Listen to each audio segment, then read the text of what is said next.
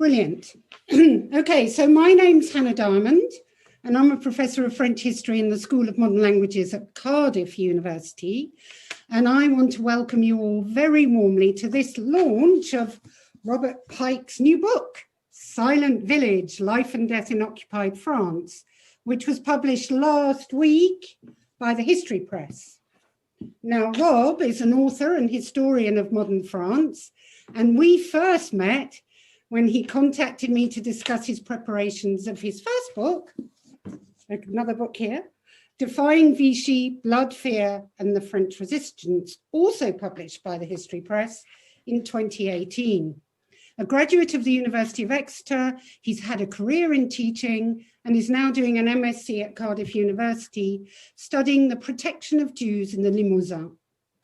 In September, he'll start his doctoral research, which I'll have the pleasure of supervising, exploring the social makeup of rural resistance in southern France. So a new project there. He'll be telling us all about his new book shortly. Before that, I'll just introduce our three panelists who've kindly agreed to comment on his book. First up will be Dr. Chris Millington. He's reader in modern European history at Manchester Metropolitan University, where he teaches and researches on the history of modern France and Europe. His most recent monographs are France in the Second World War, Collaboration, Resistance, Holocaust, Empire, published in 2020, and A History of Fascism in France from the First World War to the National Front, published in 2019, both by Bloomsbury Academic. Then we have Megan Ison, an ESRC-funded PhD student with the South Coast Doctoral Training Partnership. She's based in the Area Studies Department at the University of Portsmouth, and she's researching the history and memory of the Oradour massacre and forced conscription in contemporary France, with a particular interest in Alsace. She holds a BA Honours degree in French Studies from the University of Portsmouth and an MSc from the University of Southampton in social research methods. Our third panellist is Daniel Baker. He's an AHRC-funded postgraduate researcher in the School of History here at Cardiff University. His thesis research is on violence, emotions, and the Vichy regime in relation to the Milice Française during the German occupation of France. He was an undergraduate at the University of London Institute in Paris and holds a master's degree in modern history from King's College London. Thanks to all three of you for your participation with us today. So, Rob is going to speak first and tell us a bit about his book. Then we'll move on to our panelists who'll each speak for a few minutes about the book, and then we'll give Rob a chance to respond to their comments. After this, we'll open up to the floor, well, the virtual floor, and look for questions from all of you. So please do feel free to post questions on the Q&A or on the chat as and when they occur to you, and we'll come back to them at the end.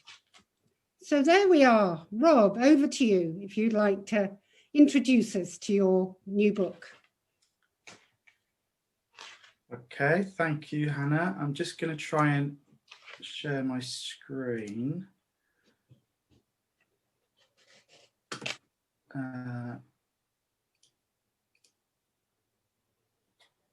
Okay, can we see that, Hannah, as we discussed? Yes, all good. Excellent, thank you.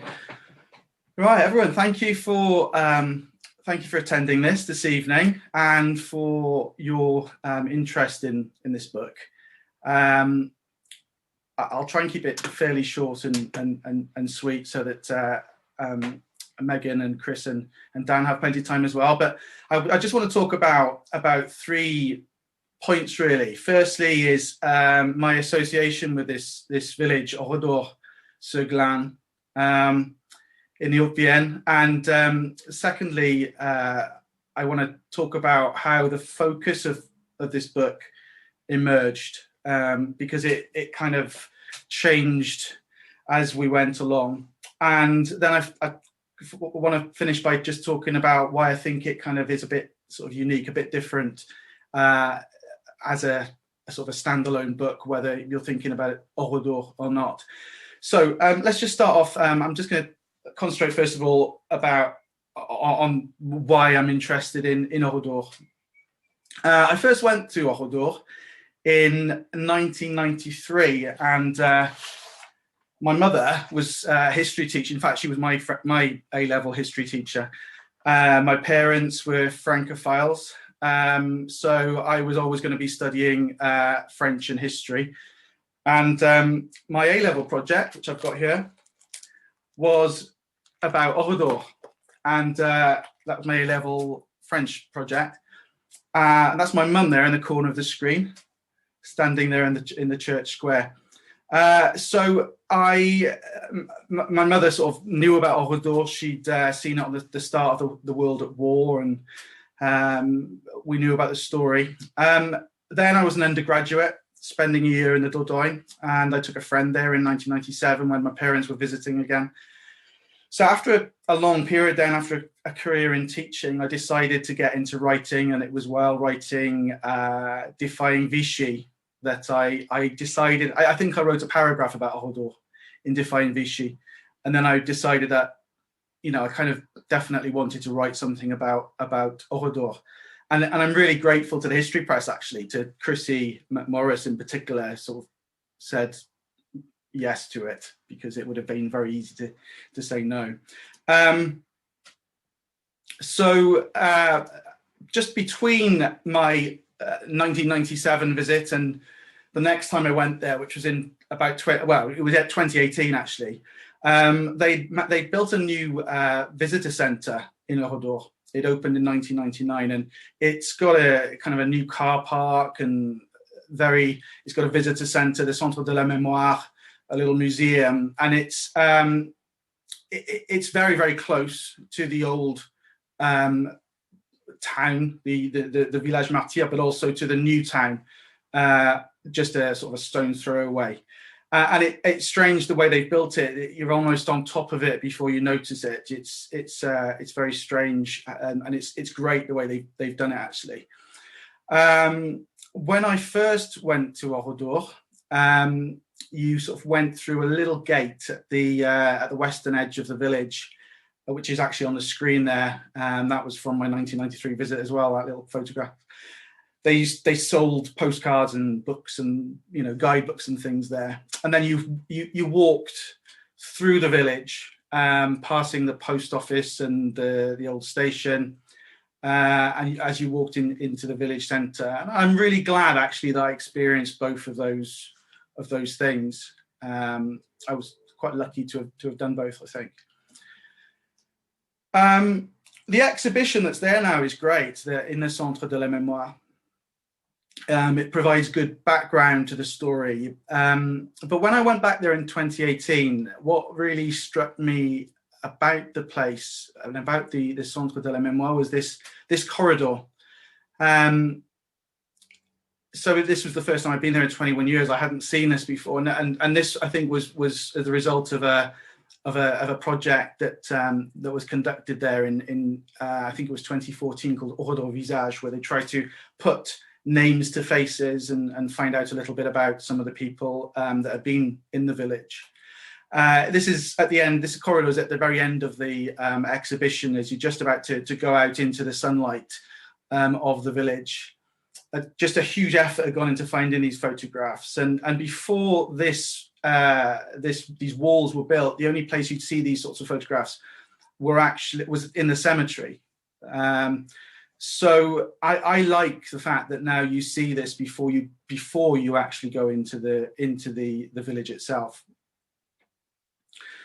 That's the other side of the wall there, and you can see there are still gaps, quite a few gaps. I was fascinated actually by the wide variety of names. There's Italian, Spanish, German sounding names, Polish, plus lots of examples of shared local surnames.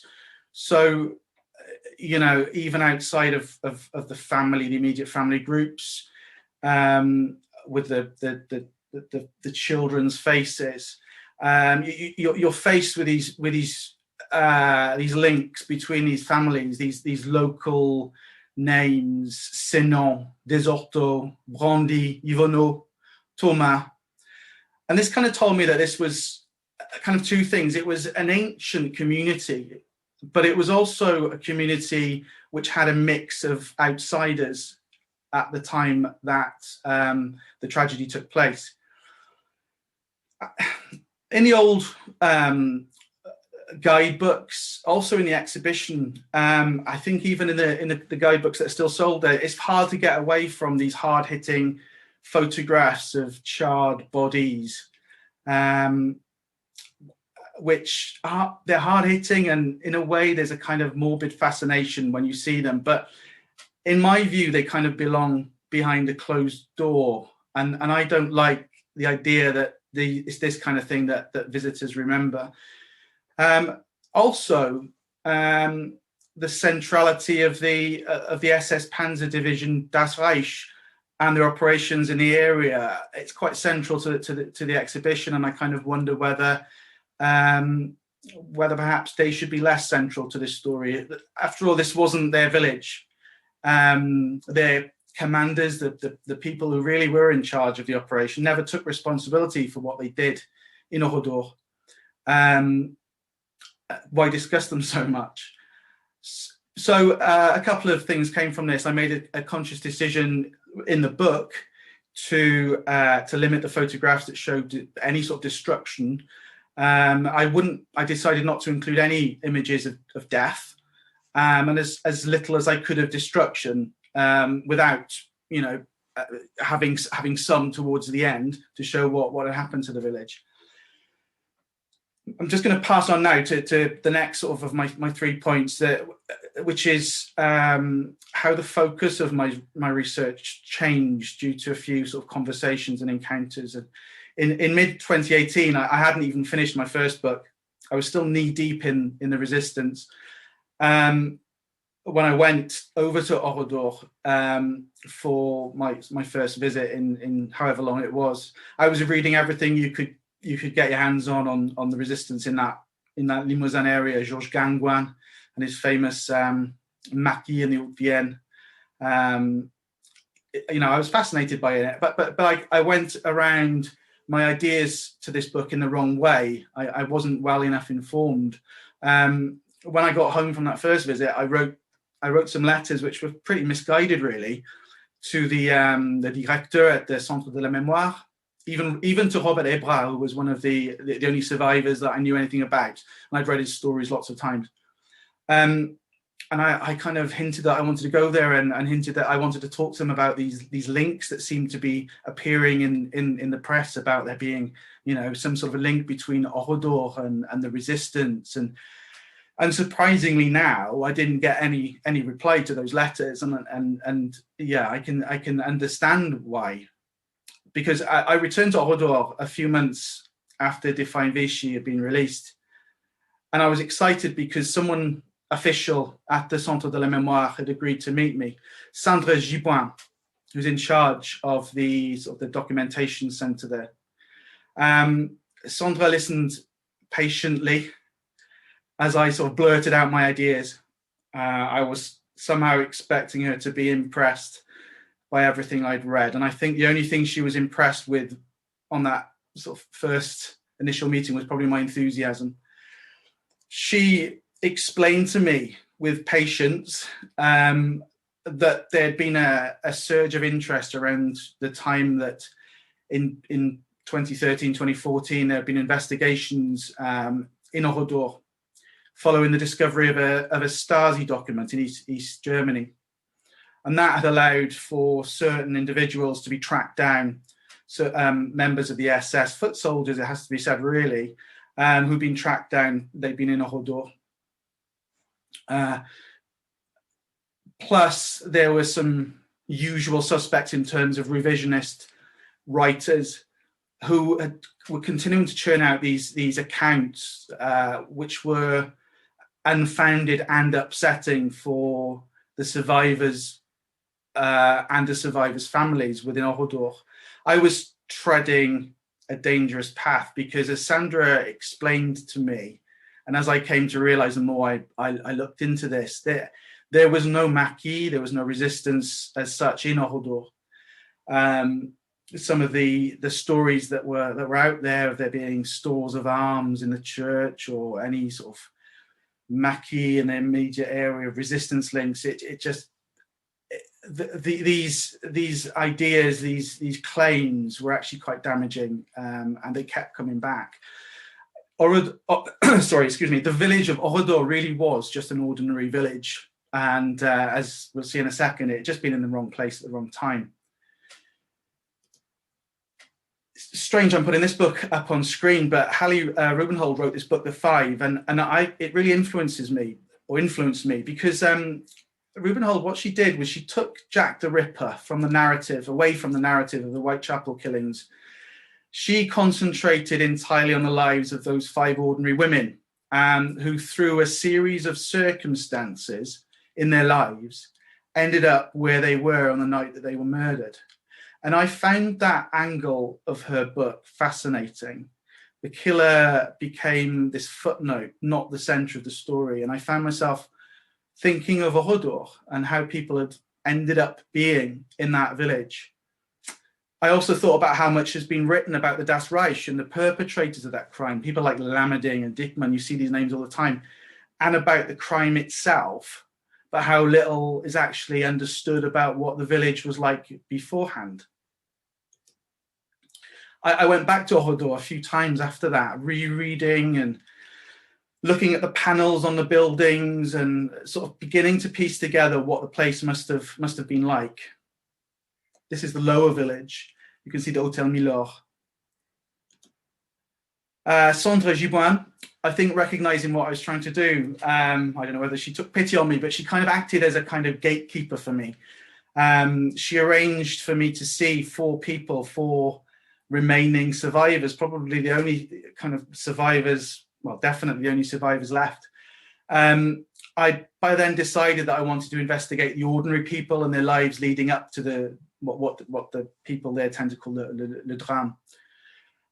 So I knew I had what I needed to tell the story of the day itself from the archives. What I needed to do was to find out more about scenes like this. You know, what is this about? This is Oradour, probably a year or so before the massacre. I was lucky enough to meet 4 amazing people and spend some time with them. On the left, you've got Robert Pike, on the right, Camille Senon. I think my line of questioning about the day-to-day reality of living between Oradour and Limoges may have surprised Robert Pike. I think he was expecting me just to ask him about his experience on the day. He was, after all, one of only 5 men to escape the shootings of the Lodi barn with really bad injuries. I went to meet someone called Monsieur Albert Valade, who unfortunately passed away later that year, about life in the hamlets all around Oradour as a tenant farmer. I talked to Madame Senon there, Camille Senon, about her life spent working in Limoges and coming back to see her family in Oradour at the weekends. And it was that kind of thing, those sort of conversations that enabled us to sort of build up a picture of the difference between living in a city and living in a small village, and what daily life was like. I spent a really fruitful afternoon with Monsieur André Desorteaux and his wife, talking about his 2 grandfathers, amazingly enough, political rivals, 2 opposite sides of the political spectrum. Neither of them was spared on the day. His knowledge of the village as it was is just encyclopedic, especially considering he's about 96 years old. He's actually there in that picture, just towards the front of that scene. He's one of the little boys stood there with his back to his mum, his back to the wall. I guess he's about 10 there. So what makes my book a bit different? That's my final point. What's sort of unique about it? Well, as I read witness statement after witness statement, which were taken immediately after the massacre, putting together this picture of what happened on the day, I was also led to new places, to evaders of STO, which was the forced labour program, sending young men to Germany. to Jewish families who were hiding out from persecution. I got to understand why there were so many names from Alsace-Lorraine, many of which were very different to the ones in 1944 to those who had arrived in 1939. So I got to understand about these different waves of evacuees and refugees, and why there were people there from places as diverse as Paris, Roubaix, Barcelona, Avignon, because in normal circumstances, a village in the Limousin wouldn't have had many people from outside there. In other, perhaps 5 years before, it just wouldn't have been the case. I got to know who owned the farm buildings and whether there were any miliciens or any significant presence of members of the Légion. I learned about the story of the Spanish and the GTE camp in the village. This was revelatory. This was about a camp which was almost a forced labor camp. So I tried to knit it all together into a narrative. And what occurred to me that even without the massacre, Oradour was a story. It might not have been an epic story, but it was a kind of soap opera. I just want to show this little bit of footage, which should be appearing now. This is the banks of the Glane, the River Glane. In some ways, the massacre had frozen the story of the village at a specific moment in time. This footage was taken in 1943. People swimming in the Glane, and in a minute you'll see them walking into the lower village.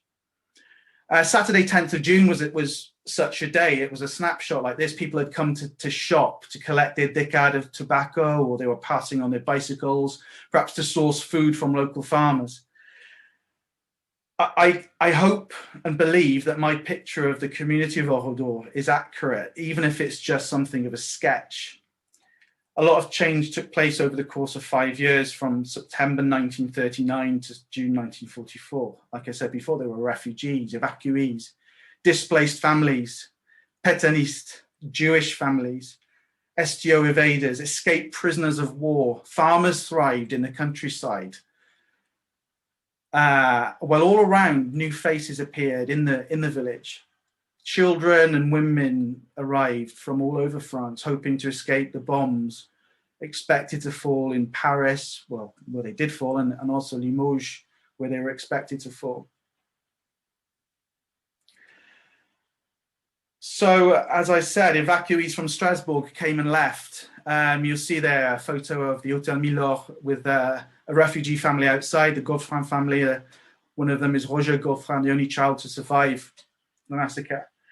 And interestingly, that restaurant was known as a really fine restaurant before the period of occupation, but throughout the occupation then became used to house refugees, which tells us a lot about how life changed in the village. As a result of all this movement, people fell in love, people set up businesses, the church congregation kind of waned and then flourished, schools filled up, new schools were built. And Oradour was like a microcosm of Vichy France. As I was walking through the village, and once you get this knowledge, you can start to picture, the people. Once you've seen these photographs, I could picture the Brandy sisters in their cafe, Monsieur Moliera, which was Camille Senan's uncle, actually, in his cafe come barbershop come hat shop opposite. I could understand why Madame Dagory's business was listed as a cement merchant come cafe. Strange combination. Why there were so many sewing machines on the windows, on the windowsills. Again, I took this photo in 1993. A lot of these actually seem to have kind of rusted away now, but you can still see those sewing machines. So there was something sort of heartbreaking and comforting about getting to know who the victims were.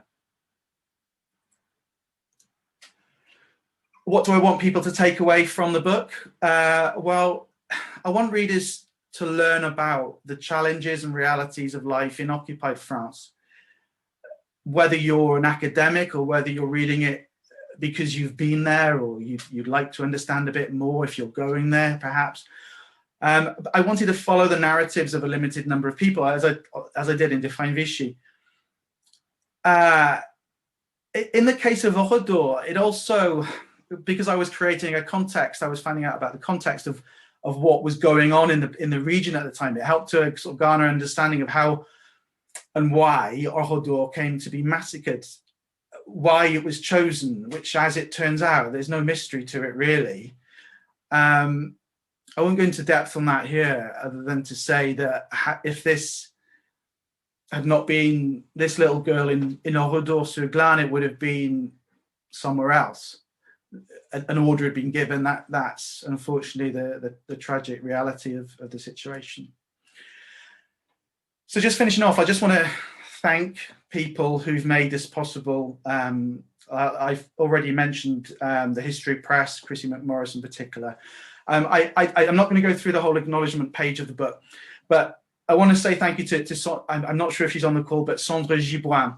I couldn't have done this without her. She in Oradour really helped me, as did Benoit Sadri, who helped me get together collections of photographs and things. The interviewees, the other people in Oradour and Limoges who've helped me along the way. I also want to thank the people who've gone before and done a lot of this work for me. You know, I'm not going to claim to not having drawn on other people's work. Of course not. Sarah Farmer, in particular, an American academic, did amazing work on Oradour. I'd also like to thank Rod Kedward and Hanna Diamond. I think both of them are on this call, who kind of acted as my mentors in a way over the last few years, and they've given up their time to read these early drafts and advise me along the way, because you know, we all need that guidance early on. Megan, Ison and Chris Millington also read those early drafts, and I'm really pleased that they and Dan Baker have agreed to participate this evening. So thank you to you guys in advance. And yeah, I hope if you do pick up the book and read it, that it will you know, bring something to the understanding that you might have of this village and Vichy France in general. Thank you very much. Thank you, Rob. That was really very moving, and I just love the photographs, and I love the photographs in the book. Actually, they are absolutely fascinating. Good. So moving on then, Chris, I think you're first up to talk a little bit to us about how you reacted to the book. Yes, yeah. I'd like to thank, first of all, thank Rob and Hannah for inviting me to take part today. I think, Rob, you've absolutely achieved the aim of shifting the focus onto the people of Oradour and the ordinary life, but during the occupation, but before the occupation of the village too. There's an impressive amount of detail in there about the everyday experiences of the French, and this is kind of woven in with the national experience of Vichy France. So you do a good job of demonstrating how this is a microcosm of Vichy, like you said. The book, I think, would be a great teaching resource. I'm sure there are teachers of French history on here, because the structure of it provides manageable chunks for students to read, and they demonstrate the real life effects of decisions perhaps taken in Berlin or in Vichy or in Paris on ordinary French.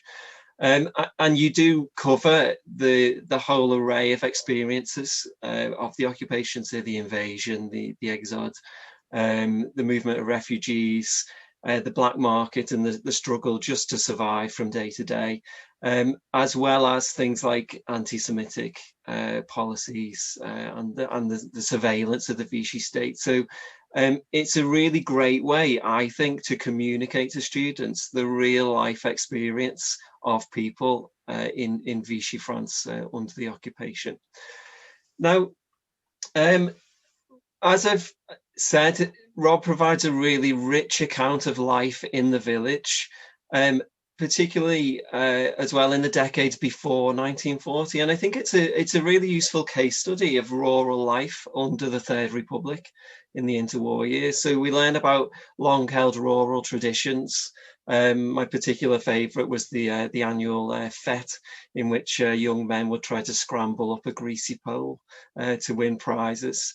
And there were also the regular fete for the young people of the village, of course chaperoned, at which they would dance into the early hours. And it's things like that that Rob explores. He explores the social life of the village, but also the private life. So the life within homes, the daily grind as families try to make ends meet. And the book is absolutely full of anecdotes and details like that to really bring to life the texture of what it was like to live in France, in this particular part of France at that time.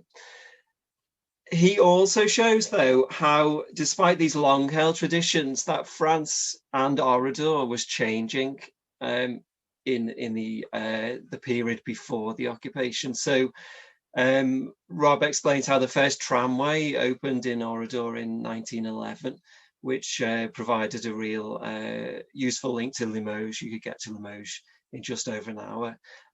This was, well, I understood this as a triumph for the Republic, because no less than Raymond Poincaré opened the new station in Oradour.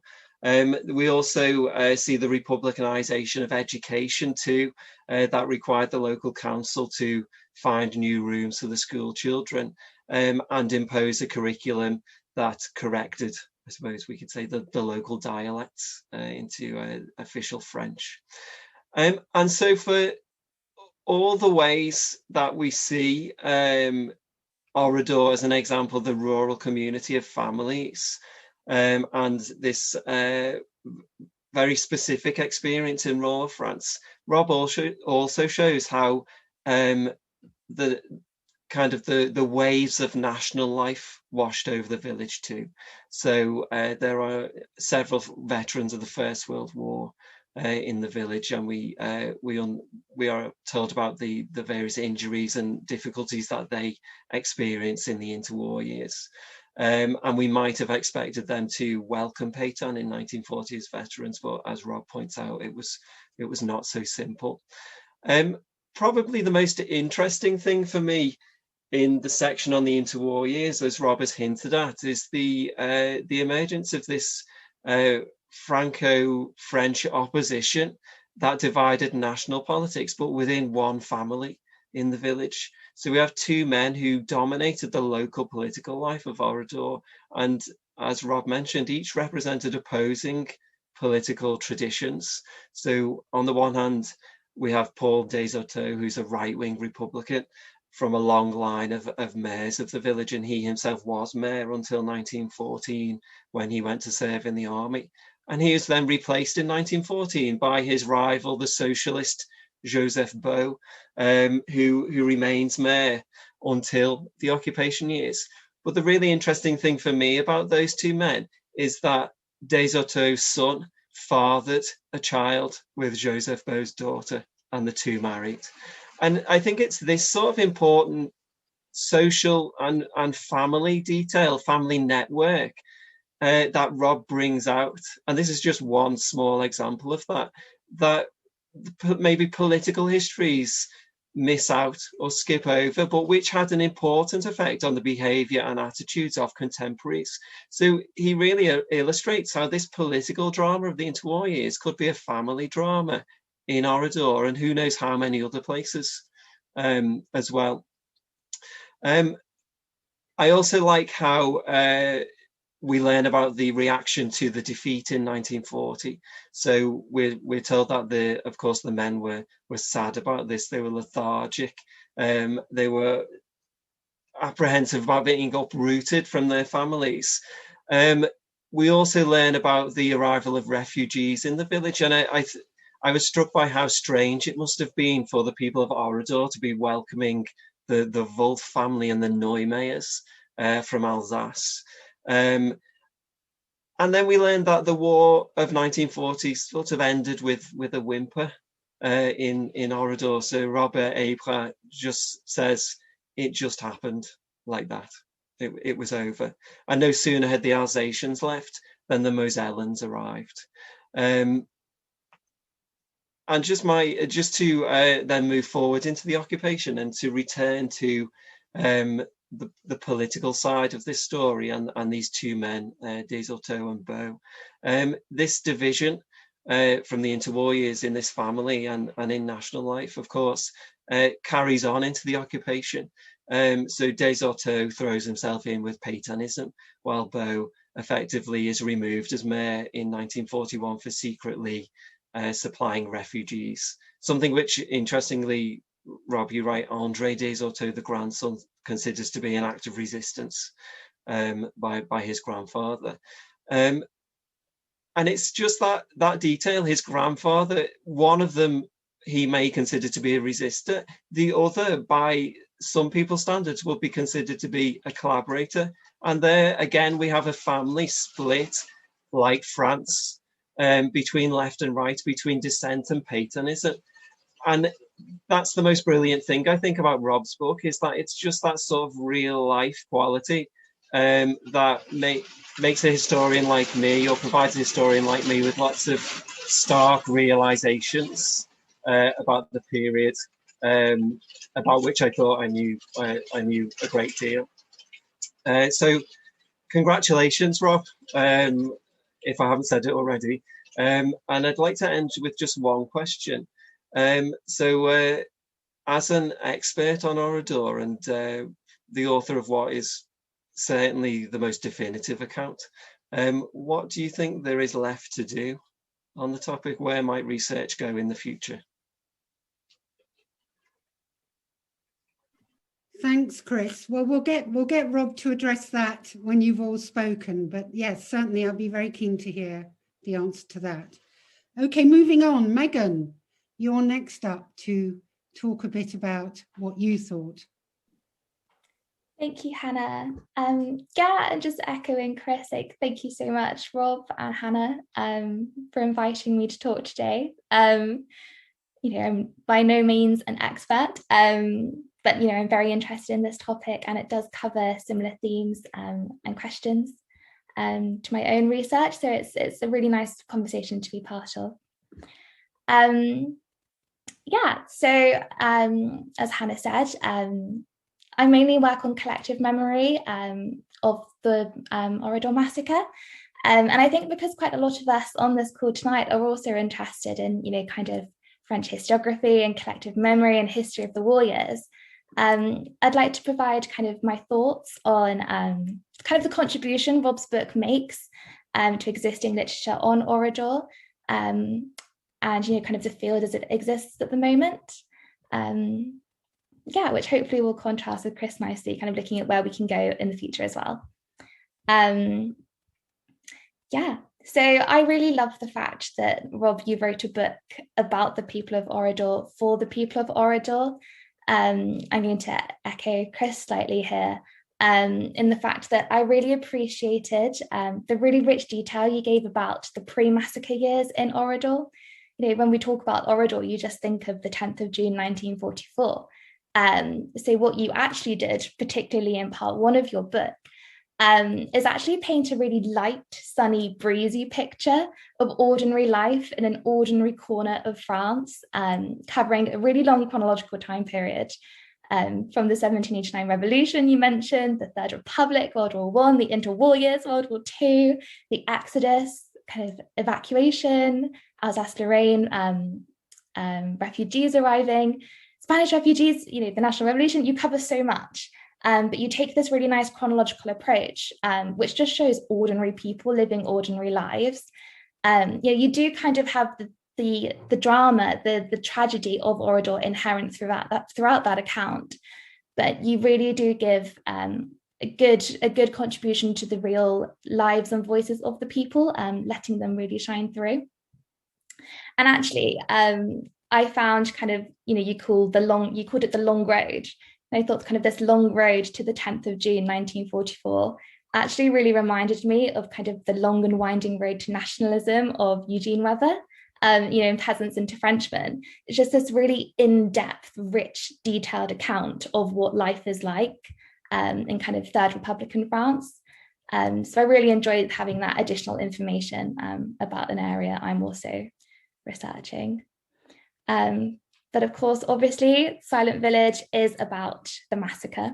And part 2 of your book does really focus on the days, hours, and even minutes leading up to one of the main episodes in French collective memory of World War II, which obviously makes Oradour so well known, which is the massacre of 643 men, women, and children on the 10th of June 1944 by the Das Reich.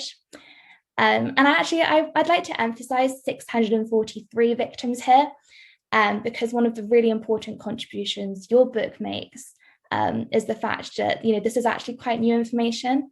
And that's because until January 2020, so only last year, 642 people were commemorated as martyrs.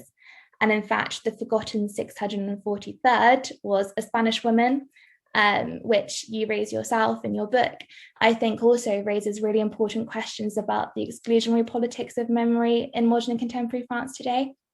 The fact that one of the most well-known massacres in the world kind of had missing victims from minority groups, who actually have been listed on commemorative plaques at the Oradour site for decades, is actually quite troubling, and suggests perhaps an avenue of research to pursue further.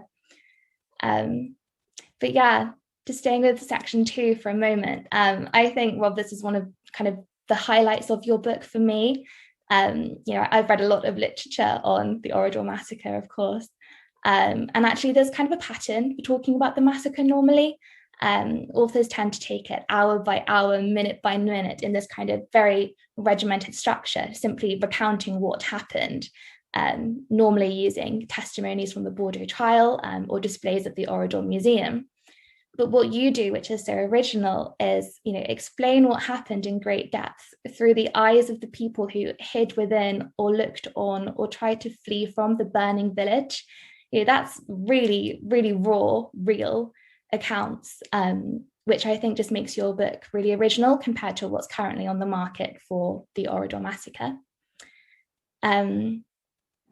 So that's kind of talking about kind of that general audience literature, which your book sits nicely within that category. And even though you haven't directly engaged with historiography, it's not a problem, it's just a different audience. But actually, your work does raise really important questions for the academic literature on Oradour, in my opinion. And that's because narratives about the memory of Oradour do tend to frame it as the martyred village of the French. And it's actually Sarah Farmer who points this out in her book, Martyred Village. It's the idea that the memorialization narrative of Oradour as it emerged after the war and has stayed consistent until today is based on the facts of the atrocity. And what you show is that in doing so, we've actually anonymized the innocent, villagers killed on the 10th of June, 1944. But I think what's really interesting about what you do is that, you're not discrediting this martyred myth. These people really did die an awful death. It's not fair to say that, we should rethink that narrative necessarily. But what you do in the third section of your book, which you call Hellscape, is you kind of go behind this collective martyrdom story and myth that we know about Oradour, to show kind of the unsavory parts of the lived history that have been kind of filtered out over the years, which would have tainted the image of the martyred village in the collective memory narrative established by de Gaulle mainly in 1946, who pledged to memorialize the site, the ruins forever, so that it would never be forgotten. But what you actually show is kind of memory wars, which of course is really popular in kind of the field of French memory studies today. You show hostilities between Alsatian refugees and locals, the black market, mistreatment of foreign workers. These are really important realities which you use to really help to kind of dispel that martyred victim village myth, the martyred victimhood of the village myth. And I think what's really important in doing so is you demonstrate how Oradour was a typical village in Vichy France. So Chris was saying how you kind of, shed light on an ordinary village in the Third Republic. What you also do is give us more information about kind of lived reality in Vichy France. Oradour is actually a really useful case study for that too. you don't just have to take it at face value as, a place where lots of people died. It's also a place where you can see, collaboration, resistance, the black market, all of those kind of themes that we're really interested in very much take place there too. It's a really good micro history or a case study. But I think also what's really important is that you do kind of, through your work, underline that, pointing out flaws in the collective memory narrative that kind of talks about Oradour as a martyred village, by pointing out those gaps, we're not saying that the villagers sealed their own fate, which is suggested in much revisionist literature and makes it, very controversial. What you're doing is simply showing that Oradour didn't have an exceptional history, which makes kind of inquiries into its exceptional memory even more interesting. Yeah, and I think kind of to wrap it up, talking about those kind of interesting memory narratives that we can start to unravel, which I think your book gives us a really good starting point for, is how in actually section 3, you move from describing how the massacre came about to maybe why it might have happened.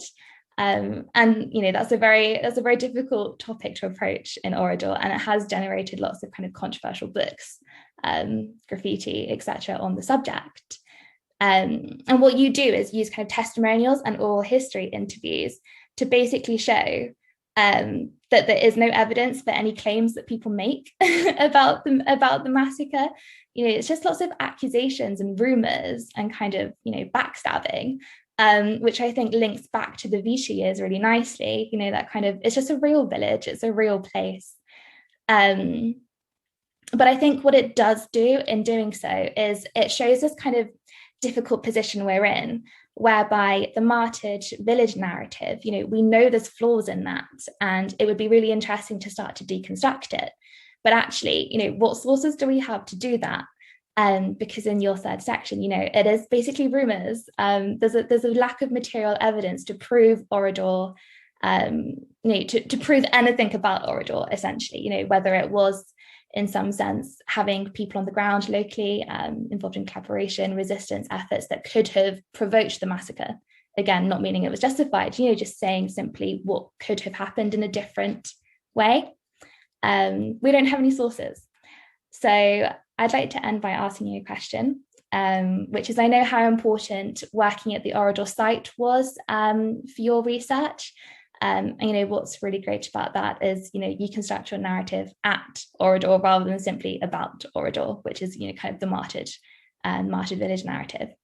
So I'd love to know kind of how you went about gathering your sources, how you used the museum archives to perhaps fill in gaps in the oral testimonies you collected, how you tried to go about this martyred myth with a very odds and ends collection of sources, how you kind of tried to kind of not encourage mystery and myth about the site, but in fact try to use all of those sources precisely about myth to construct an alternative narrative. Thanks, Megan. That's really interesting questions about the Centre d'Histoire. I look forward to what Rob has to say. And can I urge everyone to start posting any questions they may have for Rob to look at the end? I just wanted to add at this point, because her name has come up several times already, that Sarah Farmer is with us this evening and is on this call. And I'm very much hoping, Sarah, that you might be prevailed upon to say a few words later on for us. Good. Well, okay, now to the last of our panelists. Dan Baker, over to you. Is the microphone on? Am I coming through? Excellent. So I'm going to try and not go over too much of what's already come before me, because we want to look at some new things.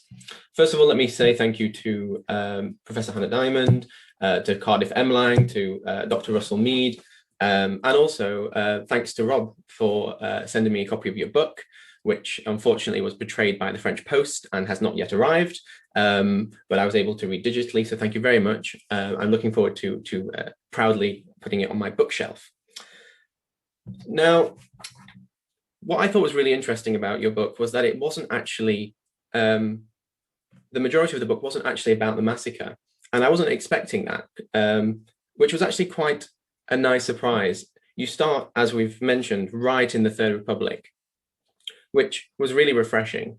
I too had noted, much like Megan, that it had a kind of Eugene Weber feel to it, with the modernization and the arrival of the tram, and also a kind of Montague and Capulet story going on there with the Desurtout and the Beau family who are competing for the mayor, and the kind of forbidden love between and the out of wedlock baby scandal that hit through Oradour. That was all those kind of really human and meaty details really brought this to life. It was one of those history books that you get lost in, and you kind of get taken away by the narrative and the story and whisked away into the 1940s, but not only the 1940s. And it was a great refresher, because you do realize that for most of these places, regime change was not as marked as we might think.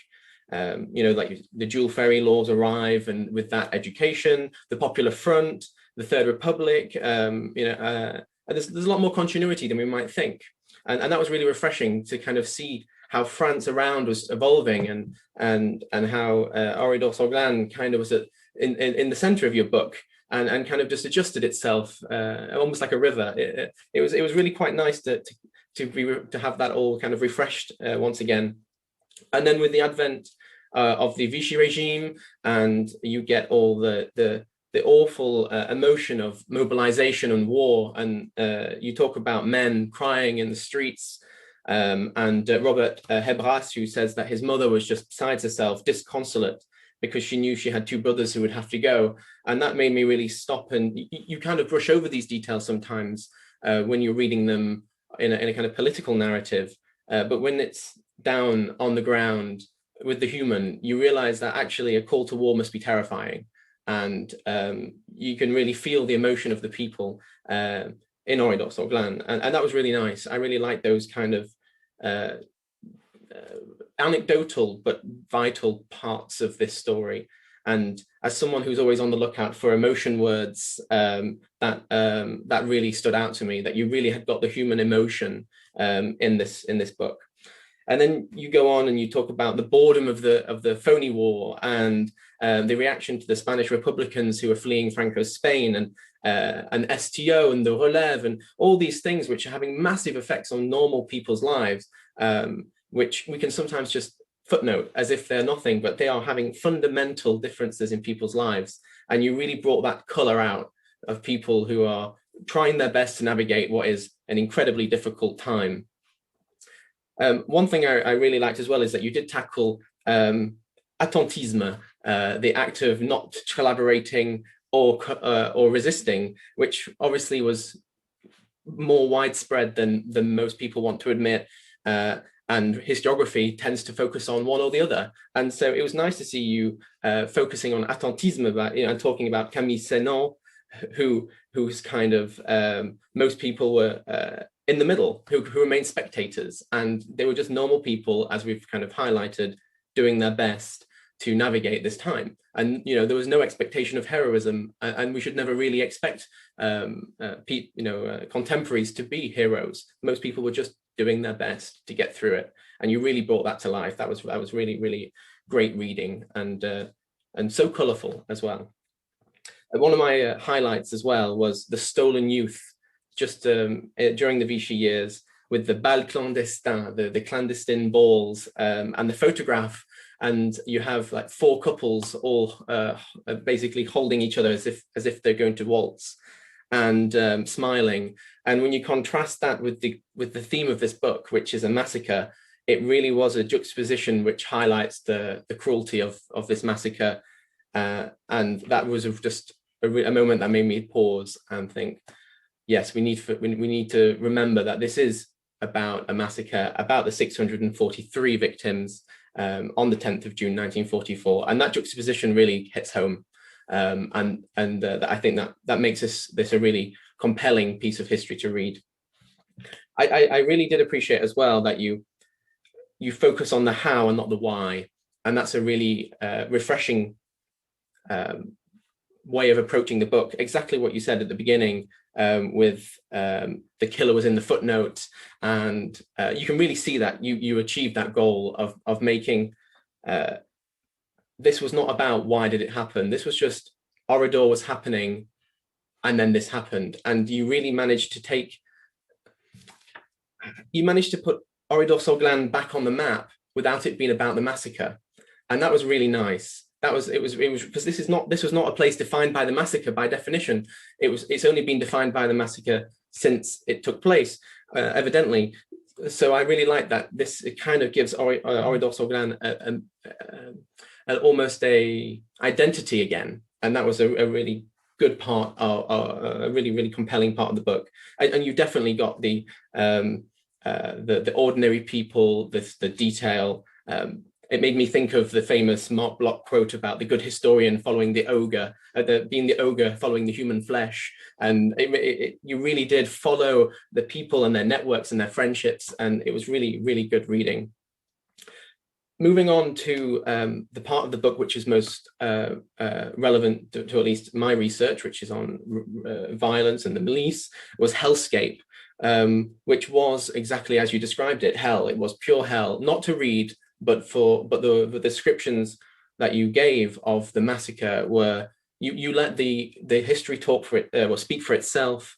You didn't in any way Hollywoodize the massacre. You really let the events speak for themselves in their horrific detail, and that was must have been a really hard thing to write and to read about. Some of the photographs I can imagine must have been just horrific, and you do a really good job of making it an interesting book to read without making it a really heavy read, because it's not a light topic we're reading about. Moving on to what my questions are going to be about, I have two questions. One is about the German side of this massacre, and one is about the French side. But it's essentially two sides of the same coin in that respect.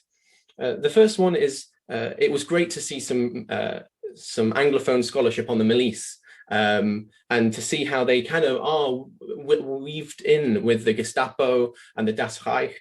And there were some things that you mentioned about militia helping the Germans plan for events like this, but also the Das Reich not trusting the militia enough to have them stick around for the massacre. And that struck me as a somewhat contradiction on the part of Das Reich, because I mean, are they trustworthy? Are they foe or ally? Are they friend or foe? And so my first question would be how do you think that Oradour-sur-Glane can offer us in understanding the relationship between groups, not just the milice, but collaborationist groups and Das Reich, for example, in this context? Because it seems to me that they're a kind of awkward, they're negotiating a very awkward position between, they're a hard-line collaborationist group. They have lots in common in terms of worldview, but also the fact that they were sent away by Das Reich just before the massacre suggests that they wanted them out of the way. And also the fact that they entrusted the French to clean up any of the survivors. I say that's a very interesting relationship that I'd really be interested to know what you think about the militia in that context. And finally, you do mention the Das Reich and the occupier, which is great because lots of French history, especially in the 1960s, 70s, focused on obviously the French side, but we do forget sometimes that the occupier is omnipresent, is always there.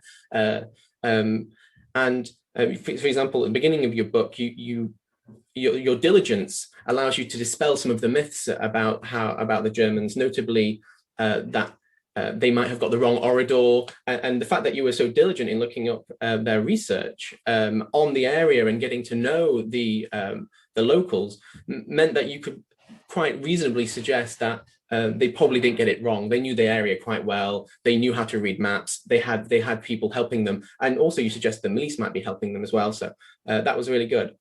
One thing I wanted to ask about the Germans was, do you think that this was a calculated atrocity, a kind of ordered, disciplined, and cold massacre, or is this an example of overzealous soldiers getting carried away? And I ask that question is because the German High Command also immediately condemned this massacre. So if it didn't come from High Command, where do you think it came from? And was this just an overzealous soldier? Was this something that you thought came about by accident, or do you think that they just decided that something needed to be done? I'd be really interested in looking at this dichotomy between discipline and not disciplined or indisciplined.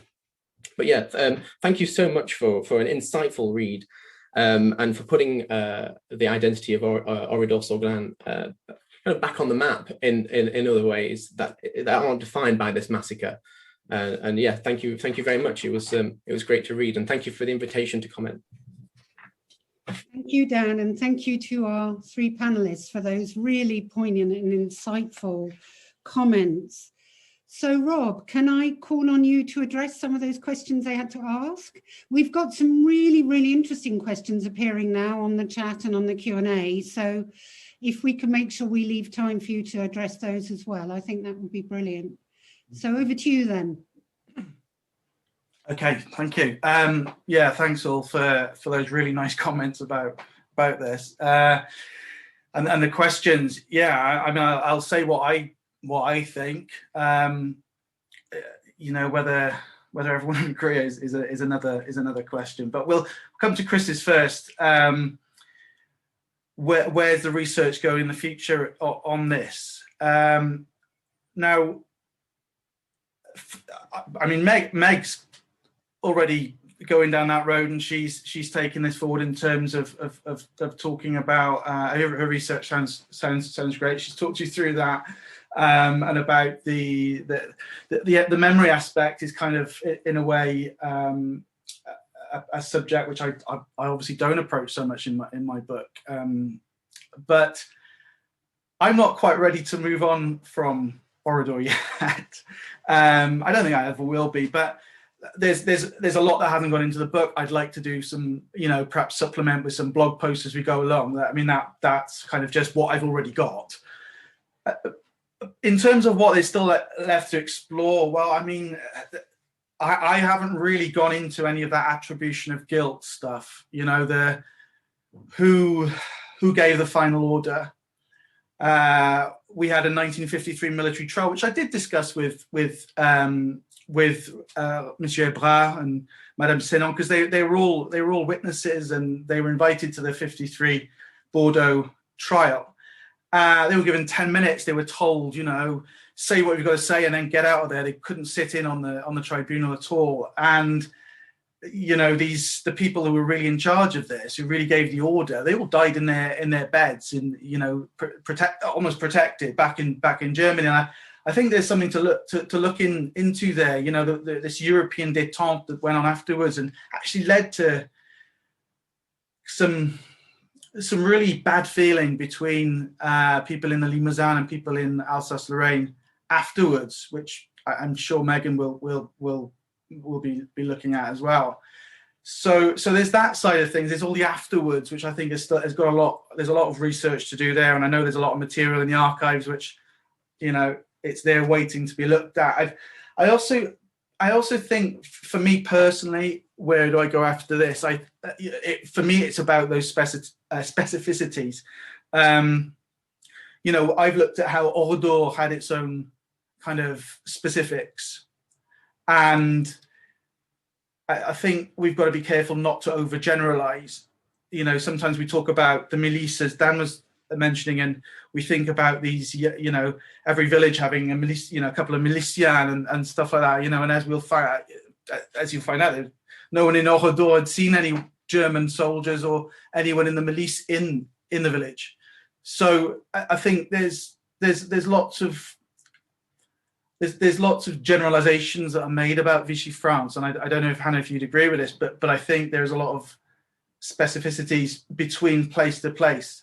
I think looking at ordinary people's lives, I think women in particular, this is why I'm looking at the resistance kind of forming in this part of the world amongst ordinary people. I'm interested how people responded to each other under these incredibly stressful circumstances. So yeah, 3 prongs there. Yeah, absolutely. Afterwards, look at the trial. I think the specificity of these places. I think a place just further along the tram line would have been very different to Oradour, perhaps.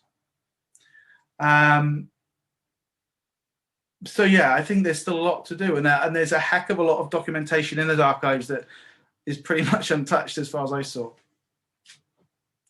Going on to Meg. Oh gosh, right. And I've written these down very, very quickly. So the local colour, if you like,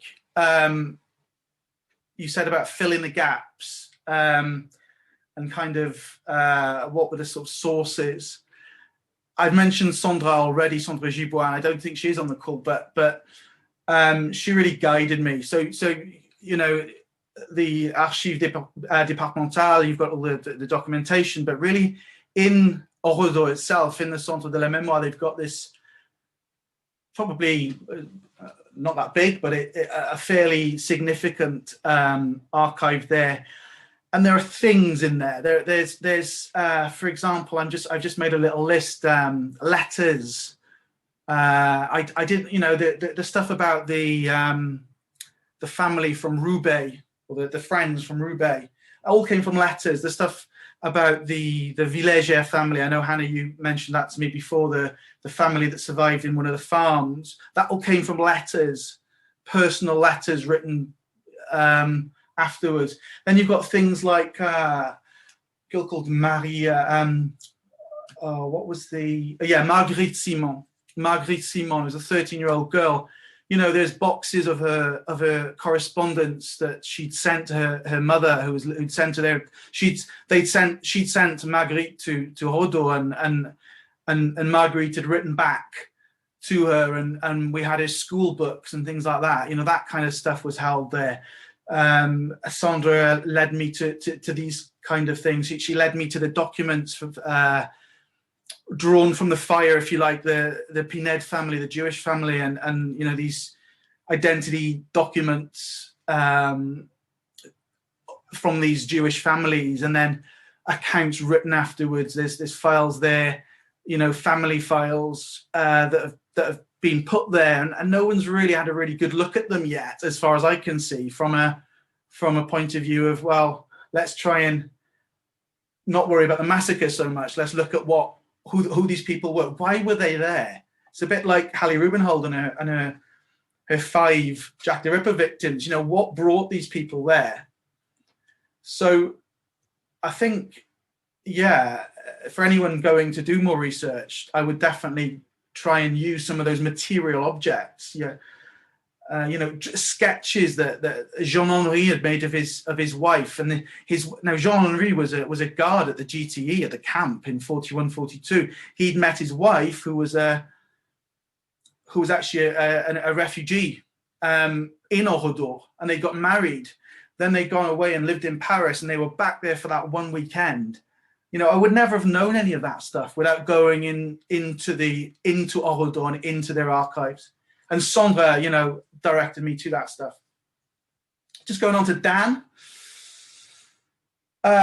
So Dan, yeah, the French side of things. I mean, we had the milice.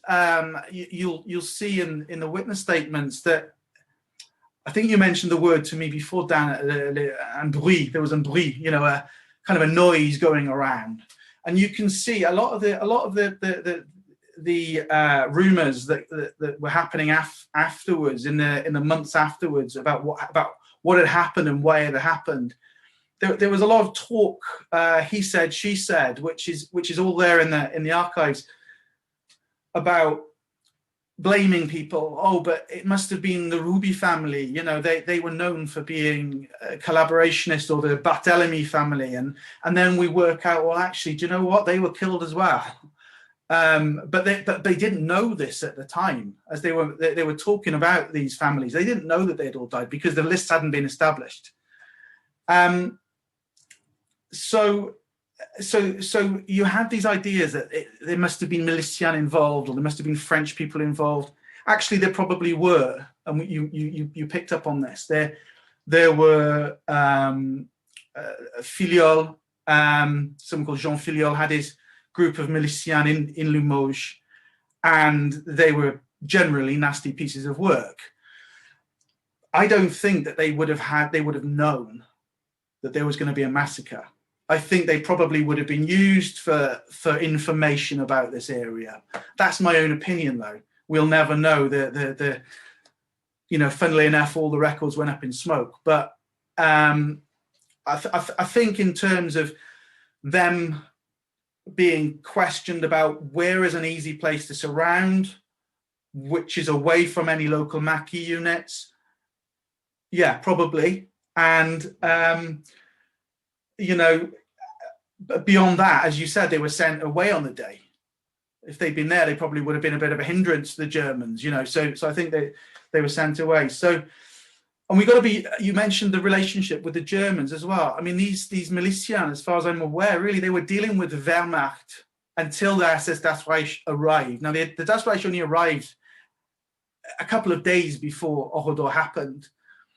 They were a different kettle of fish to the Wehrmacht, who'd been there for many years and were accepted and not feared by the population. Robert Ebra told me he didn't run away because, the people in Oradour had never seen any Germans, but he saw them every day and they didn't bother him, he didn't bother them. So I think there was this relationship between the French and the Wehrmacht, and then you had the Das Reich, and they were a different kettle of fish. And I think they used these milicians probably for the information and then disposed of them, if you like. So I don't know if that answers your question. I don't think we'll ever know who gave that ultimate order. I don't think we'll ever know that. But they certainly, the Lammerding, who was in charge of that Das Reich on that moment in time, certainly made sure the right people were in Oradour to do the job. And I think it was absolutely a pre-planned event. I think it absolutely was going to happen, whether it be Oradour, whether it be another village down the road. Thanks, Rob. That was amazing. I'm sorry, my internet's dipping in and out a bit. Can you hear me? Yeah. Okay, so there are now some really interesting questions coming in. We've got about 20 minutes. I'm wondering whether we might group a couple together. Some questions about interviews and your interviewees. I don't know whether we could perhaps let people ask their own questions. I'm thinking Rosamond Hooper Hammersley and James Connolly have both got questions about interviews. Would you like to ask them? Rosamond, if I let you talk, would you like to ask your question? Have I done that? Oh, she's gone. I don't know. I might need your help with this, Roussel. Well, I'll read it then. She's gone. I'm here. Oh, do you want to ask your question? I'd be happy to. Thank you so much. And by the way, your work is incredible. So thank you for all that you've contributed to over the years. My question for you, Mr. Pike, and thank you again. It's amazing what you've done. What kind of responses have you received from your interviewees to your poignant and I would say respectful work? I just tried to buy your book. I realize it's not going to be released here in the United States till December 1st, but I would just be curious to know what their response has been. Thank you. Rob, should we wait? Should we just let James ask his? Because I think then you can take the interview side of these questions together. James, if I can find you. Yes, why don't you go ahead and ask your question as well? Sure, thanks for that. Thanks very much for an interesting talk, and I'm looking forward to reading the book. I just thought, at any point, did you feel that the interviewees offered testimony that was kind of more informed by collective memory, particularly given the focus, the intense focus on the village, than their own biological memory? And how, in general, did you approach these interviews? Thanks, James. So, questions on interviews, Rob. How did you approach them? And yeah, any thoughts that you'd like to share there? And the responses they've had to your work. Yeah, in terms of the approaches to the interviews, they were fairly open-ended. They were fairly unstructured, I should say. I'll just talk about the response to the interviews first, because obviously the book hasn't come out in France yet. It's only just come out in English. I've tried to, well, what I've done all the way along this is I've been very open in terms of sending all my various drafts to Sandra and someone called Benoît Sadri, who is part of the Association des Familles des Martyrs in Oradour. So I've kept them up to date with what I'm doing and where this is going, really. And when I first sat down with Robert Hébras, his first comment to me was, oh, here we go, another book about Oradour. If you're going to try and put the resistance in Oradour, you're going to have to prove it to me. and it was quite a cold kind of start to the interview. It kind of, as I said in the talk, I think he was perhaps surprised that I didn't ask him any questions at all about the massacre, because I've read his account many, many times. He's written it down many times, and I had his original witness statements. I knew everything there was to know. So with each interviewee, I made this point at the start. Look, tell me about the day if you want to, but actually I want to know about life beforehand, because that's something that we haven't got. We haven't got this information. So over time, you know, and Sandra talking to them and keeping them up to date with where I was and what I'd done so far, I've had really positive responses. Unfortunately, Monsieur Vallat died in 2019, but I'm keeping his wife up to date. I had a really lovely email from Monsieur Hébras's kind of friend who does a lot of his correspondence now, because he does get a lot of correspondence, very much supportive of what I was doing. I think I asked for some photos. So this was a real tester for me. Would people agree to the photos being used? Because Sandra said, look, if you're going to use photos of anyone's family, you need to ask that family. And it was a really long process. So the fact that people agreed to the photos once Sandra had talked to them, or once I put into a letter what I wanted to do with them, was kind of a good sort of indicator. And Monsieur Hébras, I haven't heard from Madame Sénon for a little while. They've all been very supportive. Coming on to the other question about interviews, about the collective memory. I mean, it's very easy. This story is so well known as to be, I suppose with any interview where you're talking, where people are talking through their memories, there's always going to be the danger of, especially with the passage of time, that they might have kind of become a bit collective, or a little bit kind of regurgitated or faulty. But do you know what? Some of these things, I wasn't really talking to these people about subjects that the collective memory would impact on. I was talking about their lives as children and as young teenagers. Yes, I talked to them also about their experiences on the day to some extent, but I was talking about more personal memories. So I don't think that collective memory came into it so much. The only person I talked to about the Alsace-Lorraine thing was Camille Sénon, because she actually went to live in Strasbourg afterwards. If anyone isn't going to have her memory impacted by anyone else in any way, it's that lady. Incredibly strong, very kind of forthright with her views. So I think does that answer questions, Hannah? I'm not sure. Yes, Lynn Taylor actually also asked a question about the legacy and how. Lynn, do you want to ask that one, because it's quite linked to that discussion? I don't know whether Rob would have anything to add. Sure, I'd be happy to do so. So Rob, I'm wondering if you could talk about how. Can you all hear me? Yeah. Okay, good. So, Rob, could you talk about how the legacy of the massacre has been shaped by the local population over time or not? Because you've been talking a lot about the local population's experiences and wanting to give voice to the local population. So how did the intra-village and intra-familial conflicts from the war years maybe continue into this discussion of how to mark that massacre post-war?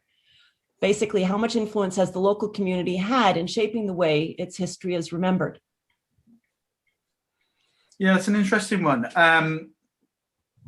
The village was rebuilt, although a village was rebuilt right alongside the martyred village almost straight afterwards, and the streets weren't given names until the 60s. They were just given numbers. They were people who lived there originally they were in kind of wooden kind of cabins before the place was built. They weren't allowed to put any colour on their shops or any shop fronts. They couldn't have any signposts or anything like that. So there was a long period of mourning in and around that area. Then you had this association, I mentioned it earlier, the Association des Familles des Martyrs, who have been particularly strong in leading the commemorations and what happens beyond the kind of the confines of the village. And I think even now you have to get through them if you like to be able to do anything which you could even think about saying is in their name. And I think you can count on one hand the number of books that perhaps have got the tick from them. So they've impacted no, Megan will be the expert on this, but in terms of building things like the pavilion, memorial, and the museum and that kind of thing, the funding is, I imagine, national, but I think at all points the local population have been respected. Familial conflict, I don't think, has been a major issue. I think any families that were made to feel any guilt moved away. I don't think any remained that had any kind of conflict or any problems afterwards. I'm not sure if I've gone around the houses a little bit there without actually answering the question. I think I'd like to bring Sarah in at this point. Yeah, brilliant. Fine. So I don't know, I can't see her on the list. Roussel, can you release Sarah so she can speak for us? I can't see her on my list for some reason. Can you hear me? Yes. Okay. I don't think I have a way of putting myself on video, but that's okay. So I can actually say a little bit about the last question that was asked, and then I would love to just say just a couple of words about these projects, which I'm delighted to hear about and to yes. So in terms of just the question of where the families fit into the memory of Oradour, I would pretty much say in a nutshell, which is that the Association des Familles des Martyrs had control of the memory of Oradour until basically when the memorial museum was set up. There was a certain amount of tension, and I think the members of the local group felt sidelined by the memorial museum, even if the people who were there in the very beginning, Jean-Jacques Fouché and others, did their best. There was also an attempt to found. We lost Sarah there, I think. Oh, am I there now? Okay. And so, okay, I can put myself on. Yeah, here I am. I'm visiting my mother in Washington, D.C., so I'm not in my own house.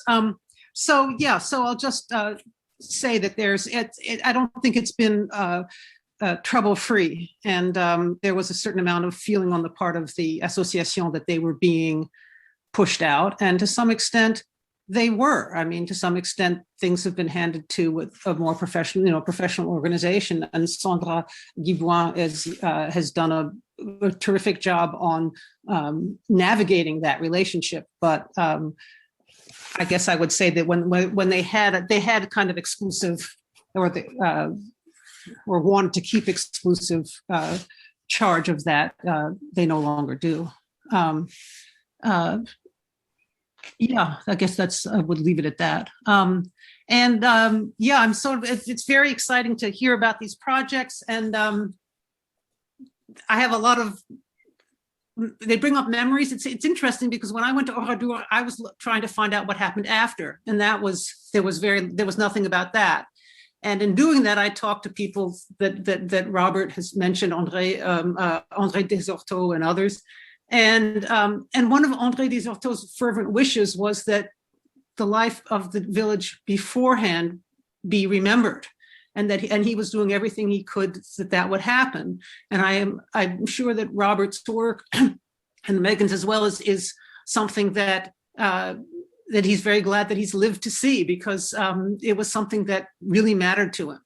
And so one of the things that I'm also enjoying about hearing about these projects is that you are following things that I, threads I was looking at, or things that I may have touched on, and did not, for what I was doing, they weren't the focus of my work. And to hear you talk about doing, the work that you're doing is, it's very gratifying to hear about it. I can also say, Robert, when you say you don't know if you're going to let go of Oradour, anybody who works on Oradour has a hard time letting go, and they say so. Jean-Jacques Fouché, me, and I'm not sure exactly why that is, but I do think that part of it is the involvement in a particular place and a particular time and certain people, and one gets connected to those lives and feels a certain responsibility towards an interest in them. And so I'll just leave it at that. Although I would, for those of who are working on the Groupement des Travailleurs Étrangers, I did work on that in follow-up to my work on Oradour. So like Robert, when you talk about subsequent projects, there are, that was a subsequent project I did some work on. So there's always, and the other thing, the last thing I would say also is that one thing that you're talking about, which I think is extremely important, is that when the Centre de la Mémoire was built, it became a physical site for people to bring things. And so now there is a kind of a locus that wasn't there before. And so that people showed up with stuff and with stories and with films and with pictures. And so I do think that would be the place for anybody to work on, to go to, who wants to do truly local stuff, because that stuff didn't end up in the departmental archives. But the fact that a physical place was built makes a huge difference. Thank you, Sarah. It's wonderful to have you with us this evening. Thank you so much for joining us. And I would also just say a shout out to Rod Kedward. And I love this kind of what I'm seeing here. I guess it makes me feel old and young at the same time, because I'm remembering what it was like to start work on this project. And as a college student, to get in touch with Rod Kedward, who was encouraging and helped. And I started work on Georges Guingouin, and then to have done my own work, and now to see younger people, it's very, it's rewarding. Thank you, Sarah. Well, I pursue profuse apologies to those of you who've asked questions. I really don't think we're going to have time to get to everyone's questions. But Rob, would you be prepared if people contacted you by email to take their questions, give them answers? And because I'm sure you are able to answer these questions, we are going to get overrun. So I think I am going to have to draw this book launch to a close now, and we wish you so well, Rob, with the books. And I think that Roussel has put into the chat the link to is it Waterstones who are the link? But did you say that people can get it on Amazon? Yeah, it's not coming to the US apparently until for a few months yet. But urge you all, it is a fantastic read, this book, and as others have said, the amazing detail and the wonderful photographs. I'd urge you to try and get it. And apologies to those of you who've wanted to ask questions and we haven't been able to get them to you all. So thank you all very much for coming. And well, Rob, we'll look forward to having you check in and tell us how you're getting on. Thank you very much. Thanks everyone for coming along. And thanks Hannah, and thanks Roselle as well for the work in the background. Okay, bye-bye everyone. Thanks. Bye.